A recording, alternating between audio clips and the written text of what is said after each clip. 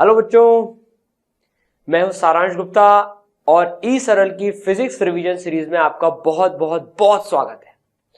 हमने ग्रेविटेशन का रिवीजन करा पूरा एक लेक्चर में ही, एक वीडियो में ही हमने पूरे फॉर्मूले की पॉइंट्स रिवाइज कर लिए, वो भी माइंड मैप के साथ में। तो बच्चों ने काफी अच्छा रिस्पॉन्स दिया माइंड मैप टेक्निक को। तो अब जो ईएमआई चैप्टर का हम कंप्लीट रिवीजन करेंगे और वो भी माइंड मैप वाले तरीके से। तो जैसा आपने ग्रेविटेशन में माइंड मैप बनाया था, कॉपी पेन लेके बैठिएगा, माइंड मैप अपना बनाते रहिएगा। माइंड मैप का एडवांटेज क्या होता है, देखो अभी जो बच्चे सोच रहे हैं कि अब एग्जाम पास में आ चुके हैं, अब शॉर्ट नोट्स बनाने का टाइम नहीं है, देखो अब वापस पूरे शॉर्ट नोट्स ऐसे लिखने का टाइम नहीं है। तो आपके पास अगर आपके शॉर्ट नोट्स नहीं हो, आपको एक बार में सब कुछ रिवीजन करना हो, तो माइंड मैप अभी के लिए बेस्ट है। तो देखो ईएमआई का माइंड मैप कुछ ऐसा बनेगा, ठीक है ना। आप अपने हिसाब से कस्टमाइज भी बना सकते हैं उसको, ठीक है। तो पूरा लेक्चर जो है आप ये वीडियो देखें, इसमें अपन बहुत सारी चीजें पढ़ने वाले हैं और लास्ट में फिर एक क्विज भी लेंगे फॉर्मूले का, कि देखते कितने फॉर्मूले याद हुए कि नहीं हुए। यार देखो फॉर्मूले बहुत इंपॉर्टेंस रखते हैं। सिंपल क्वेश्चन आए थे सिंपल फॉर्मूला बेस्ड, और हमको फॉर्मूला याद नहीं होता तो 4 नंबर कट जाते हैं। इतनी मेहनत करते हैं, इतने बड़े बड़े कंसेप्ट सीखते हैं, सब चीज करते हैं, लेकिन ये छोटी छोटी चीजें हमारे मार्क्स कटवा देती है और हम पीछे हो जाते हैं फिर उसमें, ठीक है। तो फॉर्मूले याद रखने हैं। साथ ही साथ हम क्या करेंगे, इन सारे फॉर्मूले को याद रखने के लिए ना कुछ जिन फॉर्मूले में जैसे कोई ट्रिक्स लग रही है, टिप्स है कि फॉर्मूला अच्छे से कैसे याद रखना है, प्लस फिजिक्स की फील्ड से कैसे उसको जस्टिफाई कर सकते हैं।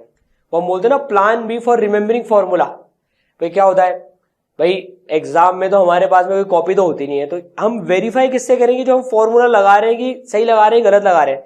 जैसे यार इसमें देखो ग्रोथ ऑफ करंट में ये है और मान लो डीके ऑफ करंट में ये फॉर्मूला है। अब अक्सर कंफ्यूजन आता है कौन सा किसका फॉर्मूला है, तो कैसे याद रखें। तो वो फिजिक्स की फील्ड से मैं आपको ट्रिक्स भी बताऊंगा, ठीक है, जो आपको ऑब्जेक्टिव क्वेश्चंस को बिना पूरे सॉल्व करे आंसर निकालने में मदद भी करेगी, ठीक है। तो पूरा ये सब चीजें करने के बाद में ये माइंड मैप बना लेंगे हम, ठीक है। और फिर उसके बाद में एक क्विज भी करेंगे इस तरीके से लास्ट में, और बीच बीच में भी क्विज करते जाएंगे। तो 10 मार्क्स का एक क्विज करेंगे लास्ट में एकदम, देखते हैं आपको कितने फॉर्मूलेज याद रहे। देखिए सिंसियरिटी से दीजिएगा क्विज। यार आप सिंसियर बच्चे हो तभी तो ये वीडियो देख रहे हो, नहीं तो कहीं मौज मस्ती कर रहे होते। तो आपकी सिंसियरिटी ही आपको इस वीडियो तक लेके आई है। इसको पूरा देखना, ईएमआई फटाफट से रिवाइज कर लेंगे हम। फॉर्मूले बहुत इंपॉर्टेंट है, ठीक है। एंड तक इसको देखिएगा और ये क्विज जरूर देना, ठीक है। थोड़े से टाइम में तो ईएमआई रिवाइज हो जाएगा, इतना टाइम तो हमारे पास में डेफिनेटली हम अफोर्ड कर सकते हैं, ठीक है। चलिए लेट्स स्टार्ट।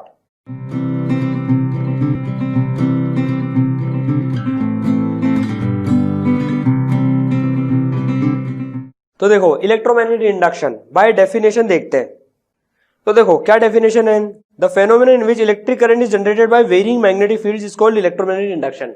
मैग्नेटिक फील्ड को वेरी कराने पर इलेक्ट्रिक करंट जो जनरेट होता है उस फेनोमेनन को ईएमआई, इलेक्ट्रोमैग्नेटिक इंडक्शन, ठीक है, इलेक्ट्रोमैग्नेटिक इंडक्शन, ठीक है। चलिए बहुत बढ़िया। अब देखिए भाई मैग्नेटिक फ्लक्स क्या होता है। मैग्नेटिक फ्लक्स होता है एक एरिया से इंटीग्रेशन बी डॉट डी है, बी मैग्नेटिक फील्ड है, डॉट डी है, ये मैग्नेटिक फ्लक्स होता है, बी डॉट डी है, ठीक है। ऐसा यूनिट इसका होता है वेबर, डब्ल्यूबी से डिनोट करते हैं। और tesla metre square, tesla magnetic field का, मीटर स्क्वायर एरिया का, ठीक है।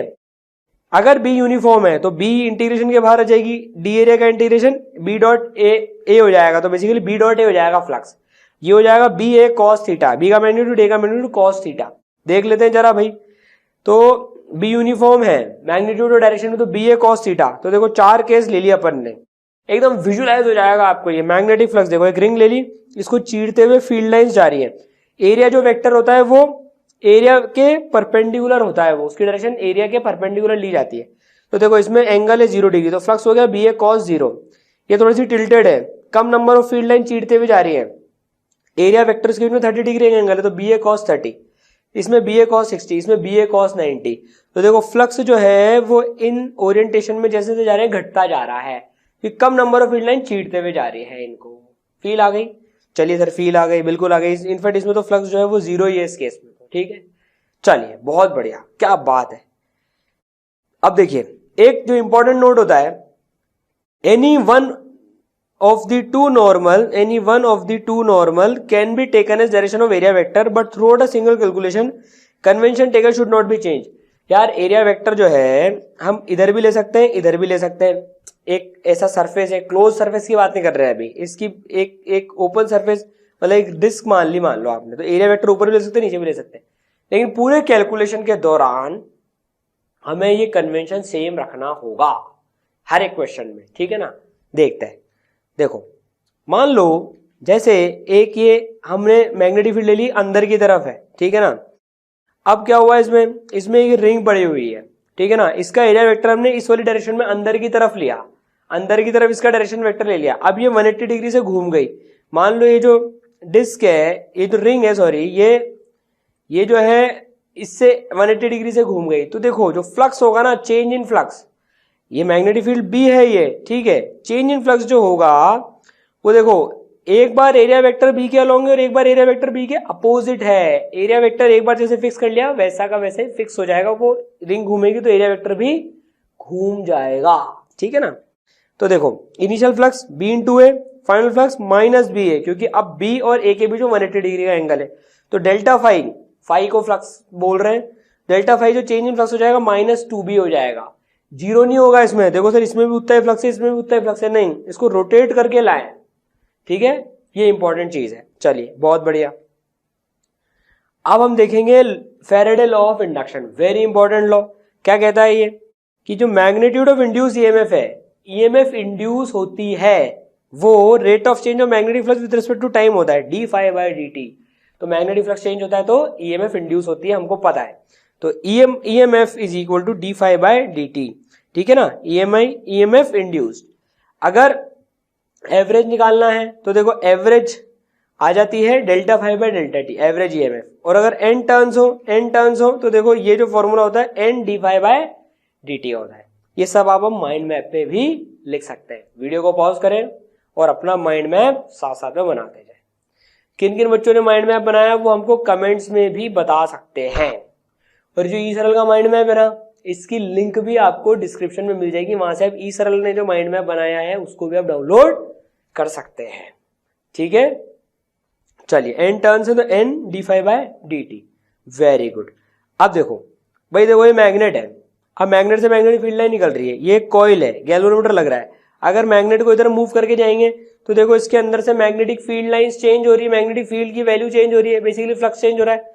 तो इसमें ईएमएफ इंड्यूस होगा और इसमें करंट फ्लो होगा, फिर डिफ्लेक्शन भी शो करेगा ये, ठीक है। दूसरा केस देखें हम, भाई इस कॉइल में हम करंट चेंज कर रहे हैं, करंट चेंज करेंगे तो मैग्नेटिक फील्ड चेंज होगी, मैग्नेटिक फील्ड चेंज होगी तो इससे फ्लक्स चेंज होगा। बेसिकली फ्लक्स चेंज होना चाहिए मुद्दे की बात, फ्लक्स चेंज हुआ तो ईएमएफ इंड्यूस होगी, इसमें भी इसके अंदर ईएमएफ इंड्यूस हो जाएगी, ठीक है। कॉइल्स हैं ये, दो कॉइल्स हैं, ठीक है ना। अब देखो, अब charge flow in time T, मान लो हम बी को चेंज कर रहे हैं, मान लो B is equal to 2t है, सपोज करो। टाइम के साथ में मैग्नेटिक फील्ड चेंज हो रही है तो देखो फ्लक्स चेंज हो रहा है। अब फ्लक्स चेंज हो रहा है तो करंट इंड्यूस होगा। मान लो किसी डायरेक्शन में करंट इंड्यूस हो रहा है, अभी हमें नहीं पता, इधर भी हो सकता है उल्टा भी हो सकता है, अभी हमें उसका डायरेक्शन निकालना नहीं आता, पर यह बात होता है कि करंट इंड्यूस इसमें होगा, मैग्नेटिक फील्ड इसमें बढ़ रही है, मैग्नेटिक फील्ड इसमें बढ़ रही है, ठीक है ना। दो करंट मान लो ऐसे इंड्यूस हुआ तो कितना चार्ज फ्लो होगा टाइम टी में, वो फॉर्मूला होता है डेल्टा फाई बाय आर, जिसमें आर है रेजिस्टेंस, ये जो आर है यह है रेजिस्टेंस। तो अगर इस कॉइल का रेजिस्टेंस आर है और इसमें फ्लक्स चेंज हुआ डेल्टा फाई, तो जो चार्ज फ्लोन होगा ना, ये चार्ज फ्लोन है टाइम टी में, that is delta phi by R. Very very very very important formula, इसको भी माइंड मैप में लिख लें आप। चार्ज फ्लोन जो होगा डेल्टा फाई बाय आर होगा, डेल्टा फाई बाय आर होगा चार्ज फ्लोन टाइम टी में, ठीक है। चलिए बहुत बढ़िया। अब देखो ये क्वेश्चन काफी बार आ जाता है, इसलिए हमने इसको रिवीजन में भी ले लिया, लगभग सारे एग्जाम्स में आ जाता है कि भाई अगर ये रिंग ओमेगा से घूम रही है, तो बताओ कितना ईएमएफ जनरेट होता है इसमें। ये ओमेगा से घूम रही है तो जो ईएमएफ होता है उसकी वैल्यू आई थी B A omega sine omega T. Differentiate करने से आई थी फ्लक्स को, फ्लक्स होता है B A cos omega T, B A cos omega T flux हो जाता है, बी डॉट ए से डिफरेंशिएट करोगे तो B A omega sine omega T आ जाएगा, ईएमएफ की वैल्यू ये आ जाएगी, ठीक है, B A omega sine omega T, ठीक है। चलो बहुत बढ़िया। अब देखो क्विज टाइम, छोटे छोटे से क्विज करते हैं, जवाब देना आप अभी। मैग्नेटिक फ्लक्स का फॉर्मूला बताओ, देखो कितने याद है, देखते हैं। मैग्नेटिक फ्लक्स का formula integration B dot D A, शाबाश। और अगर बी कांस्टेंट है तो B A cos theta, B dot A हो जाता है वो, ठीक है ना, B into A into cos theta, ठीक है। चलो फेरेडे लॉ ऑफ इंडक्शन बताओ। फेरेडे लॉ ऑफ इंडक्शन क्या है, EMF is equal to d phi by D t. इसका साइन लेंस लॉ में देखेंगे। वैसे तो ये लॉ जो होता है EMF equal to minus D phi by D T होता है, ये माइनस साइन लेंस लॉ से समझते हैं, ठीक है ना। चलो बहुत बढ़िया। अब लेंस लॉ क्या कहता है, लेंस लॉ हमको बताता है किस डायरेक्शन में करंट फ्लो होगा और कैसे ईएमएफ इंड्यूस कैसे होगा, लेंस लॉ ये बताता है। तो यार ये मैग्नेटिक फील्ड है यहाँ पर, ठीक है ना, ये रिंग रखी हुई है इसमें ये। अब लेंस लॉ कहता है कि जो इंड्यूस ईएमएफ होगी ना वो opposite is cause of generation. मान लो बी इक्वल टू 2t है, बी टाइम के साथ में बढ़ रही है, तो देखो इसमें अंदर की तरफ आप देखोगे तो इसमें अंदर की तरफ फ्लक्स बढ़ रहा है, अंदर की तरफ फ्लक्स बढ़ रहा है, तो इसमें ऐसा करंट इंड्यूस होगा कि जो खुद की मैग्नेटिक फील्ड ऐसी लाएगा कि वो फ्लक्स को कम कर दे, कम करने की कोशिश करे। देखो लेंस लॉ कहता है कि चीजें वैसी की वैसी रहना चाहती है, जो भी आप चेंज करोगे लेंस लॉ के हिसाब से ईएमएफ ऐसा इंड्यूस होगा कि जो है वो उस चेंज को अपोजिट मारेगा। तो इस केस में देखो फ्लक्स अंदर की तरफ बढ़ रहा है क्योंकि बी इक्वल टू 2t, तो करंट कुछ ऐसा आना चाहिए जिससे कि फ्लक्स बाहर की तरफ बढ़े। फ्लक्स बाहर की तरफ बढ़े तो आप राइट हैंड रूल से देखो, फ्लक्स बाहर की तरफ बढ़े मतलब करंट कुछ ऐसा आएगा इसमें, देखो करंट कुछ ऐसा इंड्यूस होगा इसमें, यूं करंट होगा ताकि फ्लक्स जो है बाहर की तरफ आ जाए, जो अंदर बढ़ते हुए फ्लक्स को अपोज करे बेसिकली। समझ गए, ठीक है। तो ऐसे करंट इंड्यूस होगा इसमें, ये लेंस लॉ कहता है, सब जगह ये लगता है। तो बेसिकली इसलिए EMF is equal to minus of d phi by D T होता है, साइन के साथ देखे तो, ठीक है। Lenz law is based on law of conservation of energy, law of conservation of energy पे बेस्ड होता है कि एनर्जी कंजर्व्ड है, ठीक है। चलिए भाई जैसे देखिए अभी ये रिंग है यहाँ पर, इसको हम अभी अंदर की तरफ फ्लक्स जा रहा है, इसमें अंदर की तरफ फ्लक्स जा रहा है, इसको हमने बाहर की तरफ मूव कराया तो अब अंदर की तरफ फ्लक्स कम होता जा रहा है। पहले अंदर की तरफ फ्लक्स ज्यादा था, देखो अंदर की तरफ फ्लक्स ज्यादा था, अब जैसे जैसे बाहर जा रही है फ्लक्स कम हो रहा है, तो लेंस लॉ बोलेगा नहीं हमें चेंज नहीं चाहिए, अंदर था अंदर के अंदर रखो। तो अंदर फ्लक्स इंड्यूस करने के लिए, अंदर फ्लक्स इंड्यूस करने के लिए ये आप राइट हैंड रूल लगाइए, अपने राइट हैंड रूल लगाइए, तो करंट कुछ ऐसा आ जाएगा, इसमें जो करंट है वो कुछ ऐसा इंड्यूस हो जाएगा, जब जब ये बाहर जाएगी कुछ करंट ऐसा इंड्यूस हो जाएगा इसमें, ठीक है। इसमें देखिए बाहर है, जीरो फ्लक्स है, अभी ये अंदर घुसेगी तो इसमें ऐसा करंट इंड्यूस होगा जिससे कि फ्लक्स, अब फ्लक्स अंदर की तरफ जाने लग गया, पहले जीरो था, अंदर की तरफ नहीं चाहता ये क्योंकि जैसा था वैसा रहना चाहता है, तो बाहर की तरफ फ्लक्स आए, स्क्रीन के बाहर की तरफ कुछ वैसा काम होगा। इसमें देखिए इसमें तो पता है ईएमएफ इंड्यूस ही नहीं होगी क्योंकि फ्लक्स चेंज ही नहीं हो रहा, देखो ये यहां से यहां मूव कर रहा है, यूनिफॉर्म बी में मूव कर रहा है, फ्लक्स इंड्यूस नहीं होगा, ठीक है। ये लेंस लॉ इंपॉर्टेंट है। अब जैसे देखो मान लो हम ये मैग्नेट लाए, ठीक है ना, मैग्नेट को इधर लेके जा रहे हैं, मैग्नेट को इधर लेके जा रहे हैं, तो ये ऐसे बर्ताव करेगा, भाई इधर लेके गए मैग्नेट को, देखो ये तो सेकंड केस हो गया, फर्स्ट केस देखते हैं पहले। ये ऐसे बर्ताव करेगा जैसे कि यहाँ पर जो मैग्नेट है ना, ये ऐसे करंट इंड्यूस करेगा सच दैट मैग्नेट यहाँ पर ऐसे आ जाएगी जैसे ये साउथ हो, नहीं सॉरी ये नॉर्थ हो, ये साउथ हो। इसको दूर भगाने के लिए, इसको दूर भगाने के लिए यहाँ पर नॉर्थ पोल जैसी मैग्नेट आनी चाहिए, नॉर्थ पोल जैसी मैग्नेट आनी चाहिए। अब आप बताओ, नॉर्थ पोल जैसी मैग्नेट आनी चाहिए, राइट हैंड रूल लगाओगे आप, राइट हैंड रूल लगाओगे, राइट हैंड रूल लगाओगे तो फिर ये कैसा आ जाएगा, इधर की तरफ आनी चाहिए मैग्नेट, तो ये यूं मतलब ऐसे बाहर की तरफ निकलता हुआ करंट, ऐसे जो है ये स्क्रीन के ऐसे बाहर यूं निकलता हुआ करंट ऐसे, ठीक है। तो ऐसे करंट इसमें इंड्यूस हो जाएगा। इसमें देखो आप साउथ की तरफ लेके जाएंगे, इधर लेके जाएंगे इसको, या इसको दूर लेके जा रहे हैं, चलो इस बार रिंग को दूर लेके जा रहे हैं, तो ये नहीं चाहता कि मैं दूर हूं क्योंकि मेरा फ्लक्स कम हो रहा है, तो ये ऐसे मैग्नेट लाएगा कि साउथ पोल से अट्रैक्ट हो जाए, मतलब नॉर्थ पोल इधर आए, तो करंट ऐसे इंड्यूस होगा। ये लेंस लॉ है, ठीक है। चलिए भाई बहुत बढ़िया। अब देखते हैं मोशनल ईएमएफ। मोशनल ईएमएफ क्या होती है भाई, मैग्नेटिक फील्ड है, ये रॉड है, ये मूव कर रही है, वेलोसिटी v से मूव कर रही है, वेलोसिटी v से मूव कर रही है, तो इसमें ईएमएफ इंड्यूस होती है। पूरा का पूरा लेक्चर आपको देखना है अगर, तो आप प्ले स्टोर पे जाएं, ई सरल सर्च करें, वहां आपको इसका पूरा का पूरा लेक्चर मिल जाएगा, ठीक है। वहां से आप इसका लेक्चर भी देख सकते हैं, अभी तो फॉर्मूले और ये सब रिवाइज कर रहे हैं, ठीक है। तो देखो चल रही है, तो इसमें मैग्नेटिक फील्ड है मान लो बी, ये एल लेंथ की है, ये वी है, तो मोशनल ईएमएफ जो होता है वो होता है BLV।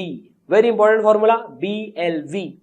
V देखिए B के परपेंडिकुलर है और L के भी परपेंडिकुलर है, तो BLV मोशनल ईएमएफ होती है, तो P और Q के बीच में जो पोटेंशियल डिफरेंस आ जाएगा वो BLV आ जाएगा। याद रहेगा फॉर्मूला BLV। ठीक, चलिए बहुत बढ़िया। अब देखो, अब इंड्यूस करंट निकालना है। मान लो ये यहां पर एल लेंथ की है, ये ठीक है, एल लेंथ की एक रॉड लग रही है, ये वी से जा रही है, तो भाई इसमें इंड्यूस करंट कितना होएगा? भाई ये एक बैटरी की तरह से ऐड करेगी, ये एक बैटरी की तरह से ऐड करेगी। आप राइट हैंड रूल यूज करके बैटरी का साइन भी निकाल सकते हैं, और ये BLV की बैटरी की तरह से यूज करेगी, की तरह से ऐड करेगी, तो BLV/R करंट इसमें जाएगा। ठीक है, BLV/R। वेरी गुड, याद हो गया सर, BLV/R। ठीक है, चलो वेरी गुड। अब देखते हैं हम फोर्स एंड पावर एनालिसिस, ये भी कई बार आ जाता है। भाई देखो, ये यहां पर ये V से जा रहा है, तो इसके ऊपर है ना एक अपोजिट फोर्स भी लगेगी, एक फोर्स लगेगी उल्टे डायरेक्शन में, और इसकी वेलोसिटी मेंटेन करने के लिए हमको एक F एक्सटर्नल भी लगानी पड़ेगी F के बराबर, सच दैट ये V मेंटेन हो जाए। तो इसके ऊपर जो फोर्स लगती है ना वो होती है B²L² V/R। वो अपन निकाल सकते हैं ILV की मदद से, ILV की मदद से निकाल सकते हैं। देखो रिवीजन कर रहे हैं इसलिए फास्ट कर रहे हैं। फोर्स लग रही है, F एक्सटर्नल आगे लगानी पड़ेगी इसके बराबर, जिससे कांस्टेंट वेलोसिटी से जा सके, तो B²L² V/R। और जो पावर होती है, एक्सटर्नल पावर जो लगानी पड़ेगी, that is F external into V, F into V power होती है B²L² V²/R। ये कई बार डायरेक्ट दिख जाते हैं फॉर्मूले। पावर जो हो रही है B²L² V/R, और इतनी ही पावर जो एक्सटर्नल एजेंट लगा रहा है वो इस रेजिस्टेंस में जो करंट फ्लो कर रहा है, उतनी ही यहाँ पर पावर लॉस हो रही है। I²R से भी कैलकुलेट कर सकते हैं। यार एनर्जी तो कंजर्व्ड है ना, जितनी एक्सटर्नल एजेंट एनर्जी लगा रहा है उतनी की उतनी लॉस हो रही है, तो पावर भी सेम होगी। होगी नहीं होगी आप बताओ, लॉजिकल है कि नहीं है? फील भी है, ठीक है। चलो, तो ये वीडियो को पॉज करके आप माइंड मैप यहां तक का कंप्लीट कर लेना पूरा, ठीक है। बनता जा रहा है ना, अरे मजा आ जाएगा। माइंड मैप का बहुत एडवांटेज मिलेगा। आपके सामने वो पेज है, आप कभी भी उसको रख लो, खटाखट आप एक ग्लांस में सारे फॉर्मूले रिवाइज कर सकते हो। आपको ऑडियो विजुअल तरीके से करना है, आप ये सरल का वीडियो चलाओ, आराम से सुनो, देखो, और मस्त चीजें दिमाग में उतरती जाएंगी, फिक्स हो जाएंगी, फिर फॉर्मूला भूलोगे ही नहीं। बहुत इंपॉर्टेंट है फॉर्मूला। इतना टाइम हम आराम से कभी भी निकल जाता है यार। जनरली इतना टाइम तो ना टाइम वेस्ट हो जाता है। हम सोचते हैं 10 मिनट का ब्रेक लेंगे, 1-1 घंटे का ब्रेक हो जाता है वो। यार उसमें यही रिवाइज कर लो, फटाफट सारे फॉर्मूले रिवाइज हो गए ऑडियो विजुअल तरीके से, ठीक है। चले आगे, माइंड मैप बना लिया। चलो अब देखो, अब जो हम देखेंगे बेसिकली, अभी ये एल लेंथ की रॉड है, ये टेढ़ी जा रही है ऐसे। अभी तक तो हमने सीधी वी देखी थी, तो यार इसके दो कंपोनेंट कर लेंगे हम, वी परपेंडिकुलर और वी पैरेलल। परपेंडिकुलर वाले के चक्कर में ईएमएफ आती है, तो बस BL V perpendicular that is BL V sin theta हो जाएगी। ये ध्यान रखना है इसमें, ठीक है। चलिए मान लो अभी कोई आर्बिट्ररी शेप्ड वायर है, मान लो यार कोई ऐसा शेप का वायर है, अभी तो सीधा सीधा वायर चल रहा था, तो मोशनल ईएमएफ BL भी आ रही थी। तो ऐसे केसेस में क्या करते हैं कि जो एंड पॉइंट्स है ना उनको ज्वाइन कर देते हैं, एंड पॉइंट को ज्वाइन कर देते हैं। देखो तो एंड टू एंड को ज्वाइन कर दिया तो स्ट्रेट वायर हो गया, कितनी लेंथ का हो गया 2R। ये सेमी सर्कुलर वायर था, लेकिन इसमें उतनी ईएमएफ इंड्यूस होती है जितनी की P और Q को ज्वाइन करेंगे उसकी होगी। तो BL V और L की लेंथ होगी 2R, ठीक है। चलो बहुत बढ़िया। अब वायर के रोटेशन के चक्कर में, अभी सीधा वायर है, ये भी कई बार आ जाता है, कई बार डायरेक्ट क्वेश्चन ये आ चुका है इसका, तो भैया ये फॉर्मूला है इसका, ये ओमेगा से घूम रहा है, बताओ इसमें कितनी ईएमएफ इंड्यूस होगी। तो इसमें जो ईएमएफ इंड्यूस होती है B omega L²/2, B omega L²/2 होती है, B ओमेगा L²/2। याद रखने का तरीका देखो, हमने BLV पढ़ा है, BLV पढ़ा है, ठीक है ना। और V कितनी होती है, V होती है ओमेगा R। अब देखो इसमें तो हर एक की स्पीड अलग अलग है, बढ़ती जा रही है वेलोसिटी। तो हम इसमें ध्यान रखने के लिए ये ध्यान में रख लेते हैं कि जो सेंटर ऑफ मास की जो है ना, सेंटर पे जो पड़ा हुआ है, सेंटर की ले लेते हैं एवरेज। याद रखने का तरीका ही है, पूरा डेरिवेशन मेन लेक्चर में पढ़ा है। तो सेंटर की स्पीड कितनी हो जाएगी ओमेगा L/2, तो ये हो गई सेंटर की स्पीड, ठीक है। तो इसलिए B ओमेगा L²/2 याद रखने का तरीका ये तब होल्ड कर रहा है जब ये यहां से हिंज हो, यहां से, ठीक है ना। अगर सर ऐसा हो, मान लो इसको इस पॉइंट के अबाउट घुमाए ओमेगा से, तो ये रॉड ऐसी इसको इस पॉइंट के अबाउट घुमाए तो कितना होगा? तो देखो माइनस कर लो दो चीजों को, B omega R two square minus B omega R one square. अगर यहाँ एक इमेजिनरी रॉड होती और एक पूरी की पूरी रॉड होती तो इस पूरे में कितना होता? B omega R two square by two. इसमें कितना होता है? B omega R one square by two. Minus कर लो दोनों को, ध्यान रखने का तरीका, इससे आप भूलोगे नहीं कभी भी, ठीक है। चलो बहुत बढ़िया। तो नीचे टू का फैक्टर भी समझ में आ गया, क्योंकि वो सेंटर के हिसाब से एवरेज आउट हो रही थी इसलिए टू आ रहा था, B omega B omega L square by two, हाँ B omega L square by two. चलो एडी करेंट्स, एडी करेंट्स क्या होते हैं भैया? मान लो ये एक प्लेट है, इसको मैग्नेटिक फील्ड में मूव कर रही है, तो क्या होता है इसमें मैग्नेटिक फ्लक्स चेंज होने के चक्कर में अंदर ही अंदर करंट इंड्यूस होते रहते हैं, वो पावर लॉसेस कराते हैं, उन्हें एडी करंट्स कहते हैं। अंदर ही अंदर गचड़ गचड़ गचड़ गचड़ गचड़ गचड़ गचड़ जो है ना, छोटे छोटे छोटे छोटे लूप में वो एडी करंट्स जनरेट होंगे। हार्मफुल होते हैं कई जगह काम के भी आते हैं, कई जगह हार्मफुल भी होते हैं। तो जहां हार्मफुल होते हैं वहां एडी करंट्स को कम करने के लिए क्या करते हैं? ऐसे लैमिनेटेड कोर्स कर देते हैं, बीच में से कटिंग कर देते हैं इनकी, ये ताकि करंट को ज्यादा बड़े बड़े लूप्स ना मिल पाए, ठीक है। चलो लैमिनेटेड कोर्स की मदद से, बहुत बढ़िया। अब देखो हम बेसिकली इंड्यूस्ड इलेक्ट्रिक फील्ड पढ़ते हैं। देखो एक इसके अंदर में मान लो बी इक्वल टू 2t है, अभी ये कहीं मूव नहीं कर रहा, बी इक्वल टू 2t है, फ्लक्स चेंज हो रहा है, इसमें करंट फ्लो होएगा, करंट फ्लो होएगा तो एक इलेक्ट्रिक फील्ड जो है इंड्यूस होती है बेसिकली। वो इलेक्ट्रिक फील्ड इंड्यूस का फॉर्मूला क्या होता है? इंटीग्रेशन, ये लाइन इंटीग्रल है, E dot DL E dot DL E dot DL E dot DL E dot DL E dot DL E dot DL E dot DL E dot DL is equal to minus D phi by D T minus rate of change of flux. E dot DL is induced electric field. इसके बारे में समझ लेते हैं। देखो induced electric field जो होती है ये चेंजिंग मैग्नेटिक फील्ड प्रोड्यूस करती है, चेंजिंग मैग्नेटिक फील्ड के चक्कर में प्रोड्यूस होती है इंड्यूस्ड इलेक्ट्रिक फील्ड, है ना। Non electrostatic and non conservative nature है भैया, ये इलेक्ट्रोस्टैटिक नेचर की नहीं होती है, ये चार्जेस से प्रोड्यूस वाली नहीं है ये, मतलब ध्यान रख, मतलब जो अपन ने इलेक्ट्रोस्टैटिक में पढ़ी थी ना, चार्जेस से जो प्रोड्यूस होती है, ये वो नहीं है। Non electrostatic and non conservative है। Can not define a potential for it, क्योंकि ये नॉन कंजर्वेटिव है तो इसके लिए हम पोटेंशियल भी डिफाइन नहीं कर सकते। यार एमसीक्यूज में कई बार इसके ऊपर डायरेक्ट क्वेश्चन आ जाते हैं इंड्यूस इलेक्ट्रिक फील्ड के बारे में, ध्यान रखना है इसके points. Form close loops, no source and sink, close loop बनाती है, देखो ये क्लोज लूप बना रही है, ठीक है। रिवाइज हो गया भाई, चेंजिंग मैग्नेटिक फील्ड से प्रोड्यूस होती है, नॉन कंजर्वेटिव नॉन इलेक्ट्रोस्टैटिक होती है, पोटेंशियल डिफाइन नहीं कर सकते और क्लोज लूप बनाती है, इसका कोई सोर्स और सिंक नहीं होता है, ठीक है। चलिए भाई बहुत ही अच्छा। क्विज टाइम, छोटा सा 2-3 क्वेश्चन का क्विज कर ले, देखते कितना याद है। मोशनल ईएमएफ का फॉर्मूला बताओ। कोई रॉड एल लेंथ की बी मैग्नेटिक फील्ड में वी से जा रही है तो कितनी? बी एल वी, ठीक है। और अगर सीधी जाने के बदले टेढ़ी जाती है तो इस टेढ़ी का कंपोनेंट वी परपेंडिकुलर आता है। कोई आर्बिट्री शेप होता है तो क्या करते हैं उसमें? आर्बिट्री शेप में कांस्टेंट यूनिफॉर्म मैग्नेटिक फील्ड में जा रहा है तो एंड पॉइंट को ज्वाइन कर देते हैं, तो जो रॉड होती है उसका फॉर्मूला लग जाता है, ठीक है। इंड्यूस इलेक्ट्रिक फील्ड का फॉर्मूला ई डॉट डीएल, लाइन इंटीग्रल है ये पूरा, minus D five by D T. Very good, याद है ये? शाबाश। चलो, अरे याद कैसे नहीं होंगे, बिल्कुल याद होंगे, कहीं भूलोगे नहीं इनको आप, ठीक है ना। पूरी ईमानदारी से पढ़ रहे हो आप। चलो सेल्फ इंडक्टेंस देखते हैं क्या होता है। एक मान लो कॉइल है, उसमें आई करंट फ्लो हो रहा है, तो जो उसका जो फ्लक्स होगा, उसकी जो मैग्नेटिक फील्ड लाइंस के चक्कर में जो फ्लक्स होगा वो आई के प्रोपोर्शनल होगा। जितना ज्यादा हम करंट तेज करें, ज्यादा करेंगे, उतना ज्यादा फ्लक्स आएगा। अभी जो प्रोपोर्शनलिटी कांस्टेंट है ना, ये आता है एल। एल होता है self inductance of coil, self inductance of coil, self मतलब खुद का इंडक्टेंस, खुद के करने के चक्कर में कितना फ्लक्स जा रहा है? 5, तो 5 equal to L I, 5 equal to L I, समझ में आई? 5 इक्वल टू एल आई, समझ में आई? बिल्कुल आई। 5 equal to L I, 5 equal to L I, लाई लाई लाई लाई लाई, 5 इक्वल टू एल आई, ठीक है, याद हो गया, ठीक है। कोफिशिएंट ऑफ सेल्फ इंडक्शन भी कहते हैं इसको, ठीक है ना। अब देखो ऐसा यूनिट एल का होता है हेनरी, साइंटिस्ट साहब के नाम पे रखा हुआ है हेनरी, ठीक है। 1 henry equal to 1 weber upon 1 ampere. ये मैग्नेटिक फ्लक्स का वेबर, करंट नीचे आएगा तो एम्पियर आ जाएगा, 1 वेबर अपॉन 1 एम्पियर, ठीक है। एल किस पे डिपेंड करता है? ये डिपेंड करता है ज्योमेट्रिकल कंस्ट्रक्शन ऑफ कॉइल। इसका ज्योमेट्रिकल कंस्ट्रक्शन कैसा है ना, उस पर डिपेंड करता है।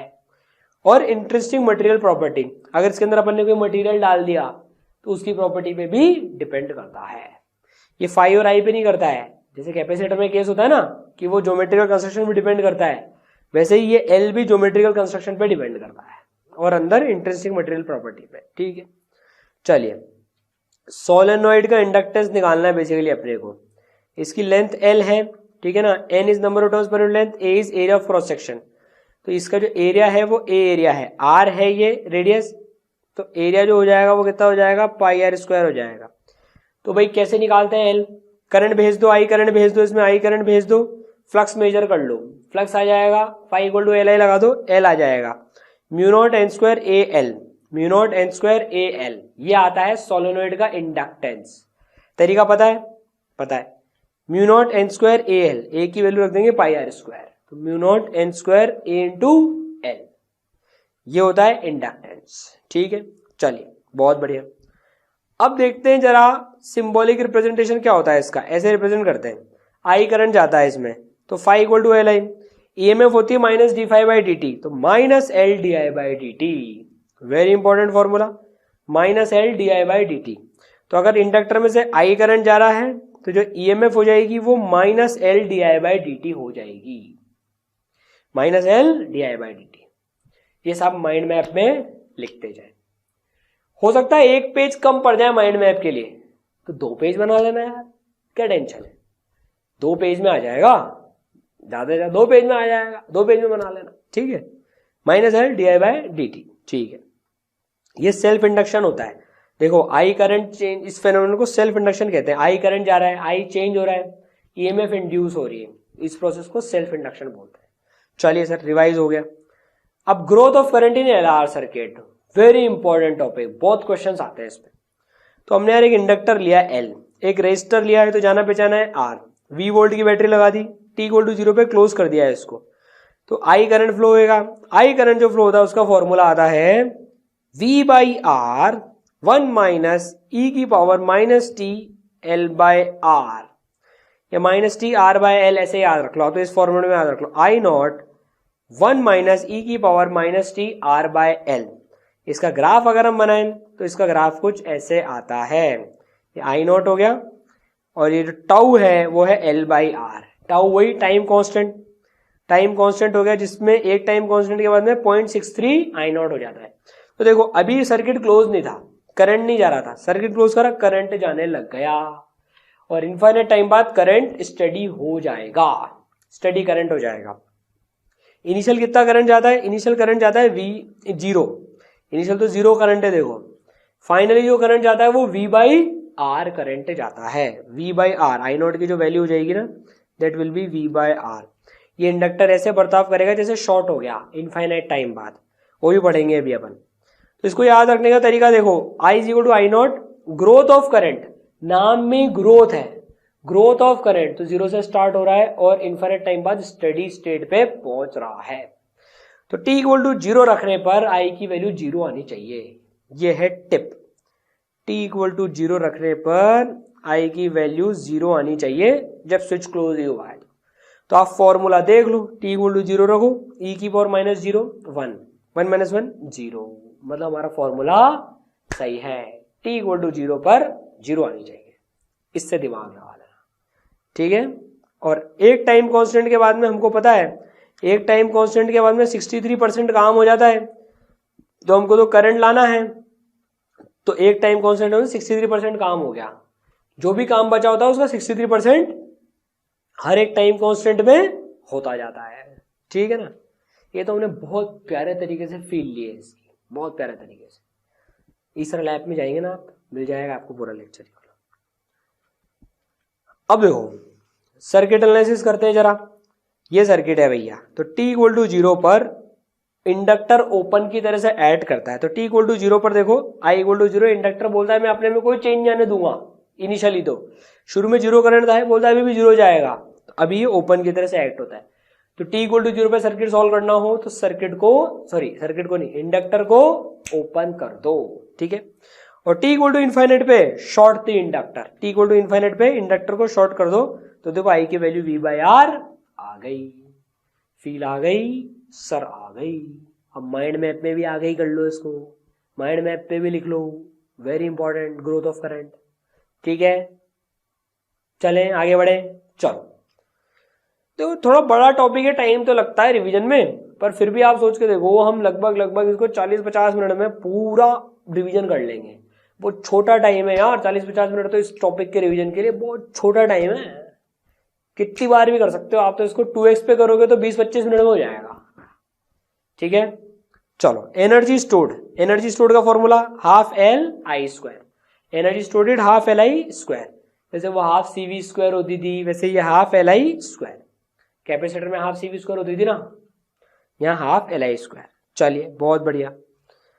अब मैग्नेटिक एनर्जी डेंसिटी देखो, मान लो किसी रीजन में मैग्नेटिक फील्ड है, तो magnetic energy density B²/2 mu naught होती है, B²/2 म्यू नॉट। ये ध्यान रखें, जैसे इलेक्ट्रिक फील्ड की होती है ना half epsilon not E square, E के बदले B आ गया, एप्सिलॉन नॉट के बदले 1/म्यू नॉट आ गया, तो हाफ ये हो गया B²/2 म्यू नॉट। ठीक है, energy density is energy per unit volume की बात हो रही है, एनर्जी पर यूनिट वॉल्यूम। ठीक है, चलो बहुत बढ़िया।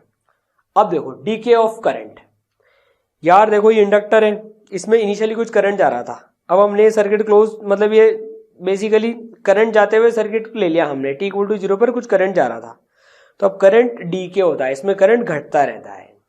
I = I0 e⁻t/L, वहां हमने ग्रोथ में पढ़ा था I = I0 1 - e⁻t/L, यहां पर I = I0 e⁻t/L, वही t=0 पे रखो, t=0 पे I0 आना चाहिए, t=0 पर I0 आना चाहिए, और इसमें t=0 पर I = 0 आना चाहिए ग्रोथ में। चेक कर लो, काम हो गया ये वाला। ठीक है, after one time constant current decays by 63%, 63% current खत्म हो गया, तो बच कितना गया, 37% बच गया। यार 63 चले गया, बचा कितना, 37 बच गया। ठीक है, याद रहेगा फॉर्मूला सर, बिल्कुल अच्छे से याद रहेगा, I0 e⁻t/L। ठीक है, समझ गए सर, बिल्कुल समझ गए। चलो अब देखो म्यूचुअल इंडक्टेंस, हमने सेल्फ इंडक्टेंस पढ़ा था, अब देखते हैं म्यूचुअल इंडक्टेंस। एक कॉइल है, दूसरी कॉइल है, एक कॉइल में करंट चेंज हो रहा है, दूसरे से मैग्नेटिक फ्लक्स जा रहा है। ठीक है, तो flux from 2 due to 1 φ/1, flux from 2 due to current in 1 φ/1, इसके प्रोपोर्शनल है, इसका कांस्टेंट आ गया M21, mutual inductance of 2 with respect to 1। मतलब देखो इसमें I1 करंट जा रहा है, मैग्नेटिक फ्लक्स जा रहा है, तो φ/1 इज M21 I1। ठीक है ना, दूसरा देखें, इसमें से करंट जा रहा है, I2 करंट जा रहा है, इसमें से फ्लक्स जा रहा है, तो φ12 flux in 1 due to 2 M12 I2। मस्त थ्योरम होता है, theorem of reciprocity, M21 = M12, M21 = M12 होता है थ्योरम ऑफ रेसिप्रोसिटी, ये दोनों बराबर होते हैं। ठीक है, चलो भाई, अब अगर हम म्यूचुअल इंडक्टेंस इस सेटअप का निकालें, एक सोलेनोइड के अंदर दूसरी सोलेनोइड होती है, ये R2 की है, अंदर वाली, बाहर वाली R1 की है, N1 पर यूनिट लेंथ है इसके और N2 इसके हैं और L लेंथ है, तो इनका जो म्यूचुअल इंडक्टेंस आता है वो आता है μ0 N1 N2 L पाई R2 स्क्वायर। एक सोलेनोइड का आया था μ0 N² पाई R स्क्वायर L, तो ये N² के बदले आ गया N1 N2। याद रखने का तरीका देखो, N² के बदले N1 N2 आ गया, और एक R आएगा, यहाँ छोटा वाला R आ रहा है, अंदर वाला R आ रहा है यहाँ पर। ठीक है ना, पाई R2²। ठीक है, चलो भाई बहुत बढ़िया, वेरी नाइस। अब चलो, अब देखते हैं अपन जब इंडक्टर सीरीज में होते हैं, तो इंडक्टर सीरीज में होते हैं भाई, तो L इक्विवेलेंट कितना हो जाता है, L इक्विवेलेंट हो जाता है L1 + L2। रेजिस्टेंस जैसा मामला है, इनके म्यूचुअल इंडक्टेंस अपन अभी नेग्लेक्ट कर रहे हैं, म्यूचुअल इंडक्टेंस नेग्लेक्ट कर रहे हैं, इनके आपस में इफेक्ट एक दूसरे के ऊपर नेग्लेक्ट कर रहे हैं, तभी L1 + L2 आ जाता है। ठीक है, और ये पैरेलल में होते हैं, जब ये पैरेलल में होते हैं तो वही रेजिस्टेंस वाला formula 1/L equivalent = 1/L1 + 1/L2, यहां पर भी इनका म्यूचुअल इंडक्टेंस का इफेक्ट नेग्लेक्ट करा हुआ है। ठीक है, समझ गए, याद हो गए, बहुत बढ़िया। अब देखो एसी जनरेटर भी देख लेते हैं भाई। एसी जनरेटर में क्या होता है, टेस्ला साहब को क्रेडिट दिया जाता है इसको डेवलप करने का। ये जनरेटर हमको पता है मैकेनिकल एनर्जी इलेक्ट्रिकल एनर्जी में कन्वर्ट मारता है, मैकेनिकल को इलेक्ट्रिकल में मारता है कन्वर्ट।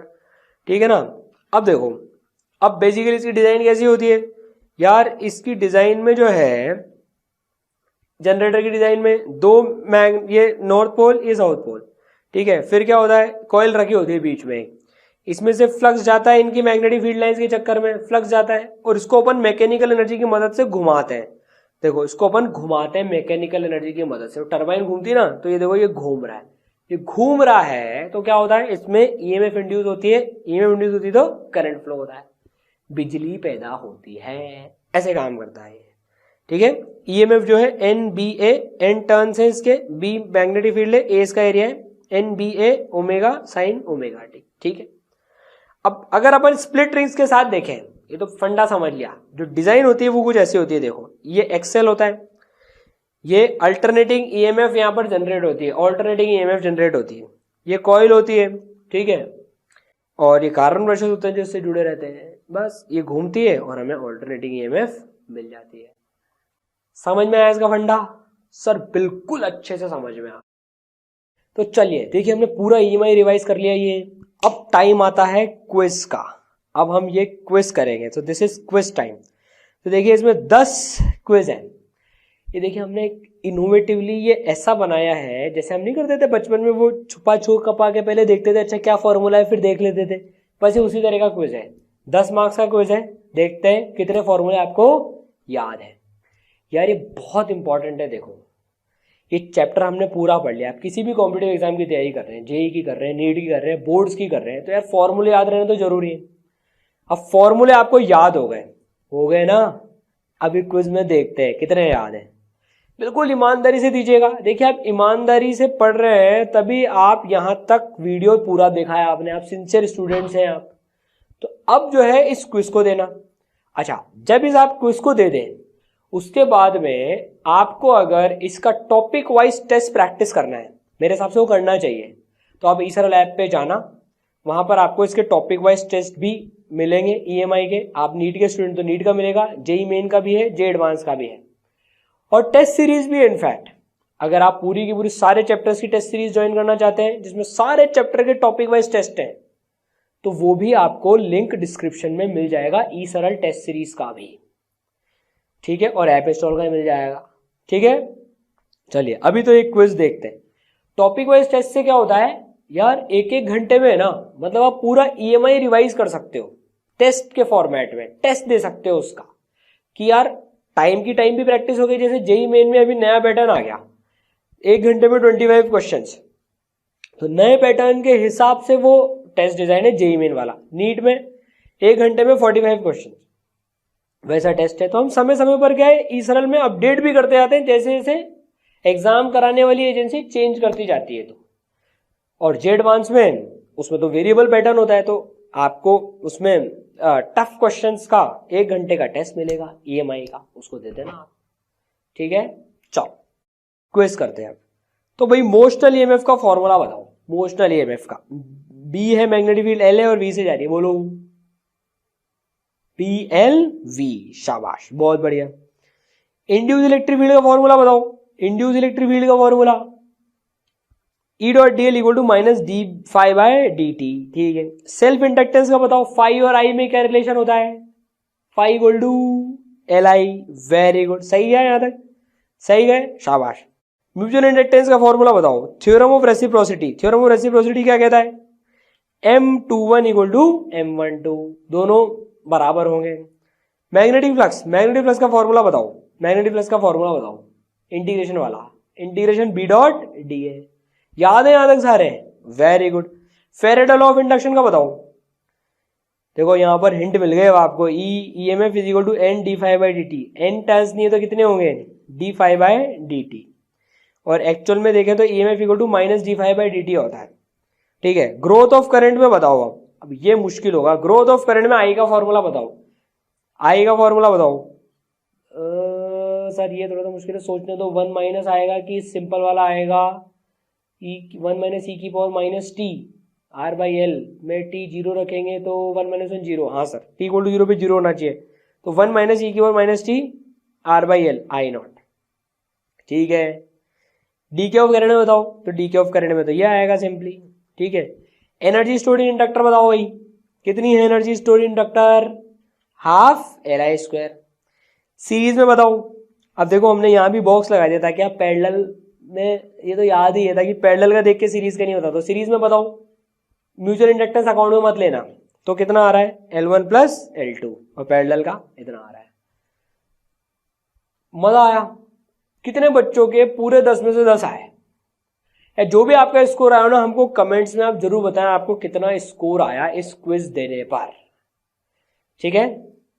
तो इस वीडियो को जितनी बार आप चाहे उतनी बार देख सकते हैं, 2x पे देख लें अगली बार। फास्ट और रिवीजन करना है तो माइंड मैप आपने बना लिया, जब भी मर्जी है माइंड मैप खोल लिया, 5-10 मिनट देख लिया, एक पूरी चीज लोड हो जाती है और क्या होता है, कॉन्फिडेंस बिल्डअप हो जाता है, पूरा कॉन्फिडेंस बिल्डअप हो जाएगा। हाँ यार, ये चैप्टर में कई बार रिवाइज कर चुका हूं, ठीक है। तो ईसरल के चैनल को आप सब्सक्राइब करना ना भूलें, और भी वीडियोस ऐसे आते रहेंगे, और अपने दोस्तों के साथ इसको लाइक एंड शेयर कीजिए। चलिए, ऑल दी बेस्ट।